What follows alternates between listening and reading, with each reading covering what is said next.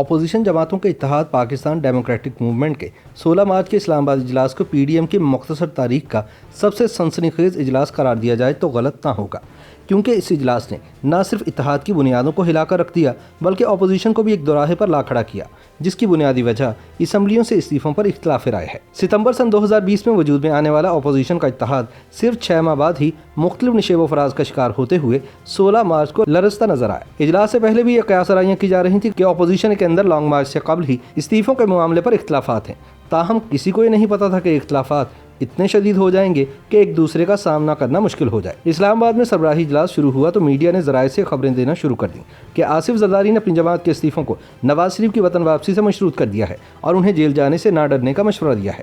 جواب میں مریم نواز نے سوال کیا کہ کیا آصف زرداری میاں صاحب کی واپسی پر ان کی زندگی کی ضمانت دے سکتے ہیں؟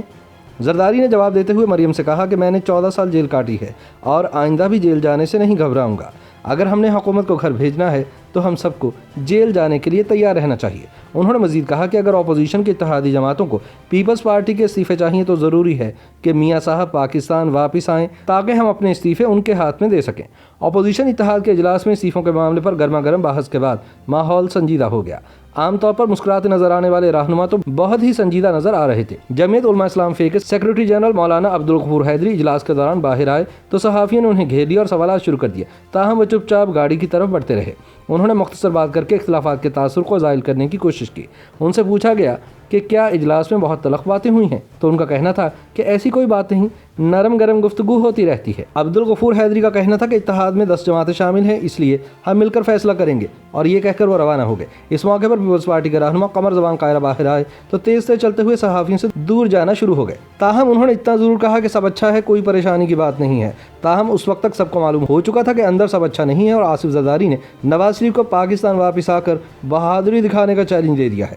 اس حوالے سے سینئر صحافی مظہر عباس کا کہنا ہے کہ اگر پیپلز پارٹی استعفوں کے معاملے پر پی ڈی ایم اتحاد سے باہر جاتی ہے تو اس کا سب سے زیادہ نقصان اسی جماعت کو ہوگا، کیونکہ اس سے یہ تاثر جائے گا کہ یہ اسٹیبلشمنٹ کی اتحادی جماعت بن گئی ہے۔ ان کا کہنا تھا کہ پارٹی کی مقبولیت متاثر ہو سکتی ہے، تاہم اس کا کاؤنٹر تھیسس دیتے ہوئے سینئر صحافی افتخار احمد کا کہنا تھا کہ آصف زرداری کا پارلیمنٹ کے اندر رہ کر حکومت کے خلاف سیاسی جنگ لڑنے کا فیصلہ عقل و فہم پر مبنی ہے، جبکہ نواز لیگ اور جمعیت علماء اسلام فے کی قیادت جذباتیت پر مبنی فیصلے کرنا چاہتی ہے۔ انہوں نے کہا کہ پیپلز پارٹی ماضی میں ضیاء الحق دور میں اسمبلیوں سے استعفے دینے کی غلطی کا بہت بڑا خمیازہ بھگت چکی ہے اور اب وہ دوبارہ وہی غلطی دہرانا نہیں چاہتی۔ ان کا کہنا تھا کہ اگر نواز شریف یہ چاہیں کہ وہ خود باہر بیٹھے رہیں اور اپوزیشن ان کی جنگ لڑنے کے علاوہ اسمبلیوں سے بھی نکل جائے تو ایسا ممکن نہیں ہے۔ دوسری جانب سینئر صحافی تجزیہ کار حامد میر کا کہنا ہے کہ اگر مولانا فضل الرحمان اور نواز شریف واقعی ایسا سمجھتے ہیں کہ وہ اسمبلیوں سے استعفے دے کر لانگ مارچ کے ذریعے حکومت کو ختم کر دیں گے تو پھر انہیں پیپلز پارٹی کے بغیر ہی دونوں کام کر دینے چاہیے تاکہ حکومت ختم ہو جائے۔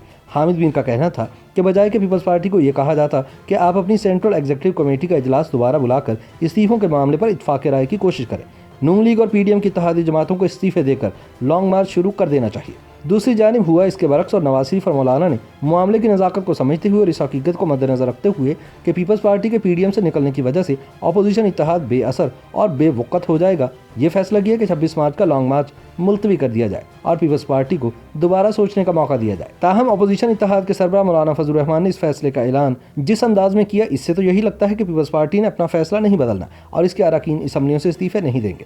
اپنی گفتگو پر مہارت کے لیے مشہور مولانا فضل الرحمان صرف لانگ مارچ نہ کرنے کا اعلان کر کے چل دیے۔ اس موقع پر مریم نواز کی طرف سے انہیں درخواست بھی کی گئی کہ مولانا صحافیوں کے سوالات کے جواب دے دیں، مگر انہوں نے پیچھے مڑ کر نہیں دیکھا۔ پی ڈی ایم کے سربراہ کا اس اہم پریس کانفرنس کو چھوڑ کر یوں چلے جانا صحافیوں کے لیے حیرت کا باعث تھا۔ اجلاس کا جو ایجنڈا تھا وہ 26 مارچ کے لانگ مارچ کے حوالے سے تھا، اور یہ کہ لانگ مارچ جب یہاں پر ہو تو اسمبلیوں سے استعفے بھی دیے جائیں۔ لانگ مارچ کے ساتھ استعفوں کو وابستہ کرنے کے حوالے سے 9 جماعتیں اس کے حق میں پاکستان پیپلز پارٹی کو اس سوچ پر تحفظات تھی۔ پیپلز پارٹی نے وقت مانگا ہے کہ ہم اپنی پارٹی کے سینٹرل ایگزیکٹو کمیٹی کی طرف رجوع کریں گے اور اس کے بعد پھر ہم پی ڈی ایم کو اپنے فیصلے سے آگاہ کریں گے۔ لہٰذا ہم نے ان کو موقع دیا ہے اور ہمیں ان کے فیصلے کا انتظار ہوگا.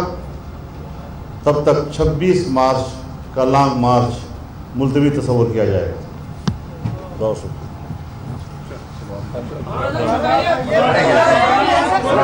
مولانا صاحب سوال لے لیں.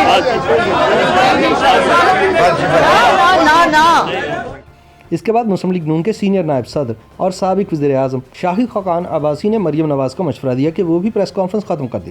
تاہم سابق وزیر اعظم کی صاحبزادی وہیں کھڑی رہیں. عباسی کی جانب سے انہیں دوسری بار بھی کہا گیا مگر پارٹی عہدے میں ان سے جونیئر مریم نواز نے سوالات کے جواب دینے کا فیصلہ کیا, جس پر شاہد خاقان عباسی بھی پریس کانفرنس چھوڑ کر روانہ ہو گئے. تاہم مریم نواز نے نواز شریف کی واپسی کے حوالے سے اپنا موقف میڈیا کے سامنے رکھا اور کئی سوالوں کے جوابات دیے. ان حالات میں بہت سے تجزیہ کاروں کا کہنا ہے کہ ہو سکتا ہے کہ 16 مارچ کا اپوزیشن اتحاد کا اجلاس اس کا آخری اجلاس ثابت ہو. تاہم اس امکان کو بھی رد نہیں کیا جا سکتا کہ استعفوں کے معاملے پر آصف علی زرداری ایک مرتبہ پھر PDM کی اتحادی جماعتوں کو راضی کرنے اور اتحاد کو بچا لیں.